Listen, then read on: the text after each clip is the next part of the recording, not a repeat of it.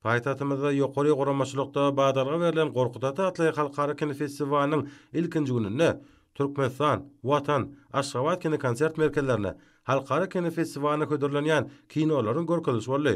Görkezilýän kino filmleriň çeperçiligi, olaryň mazmuny, häzirki döwrüň möhüm meselelerine başlanýar.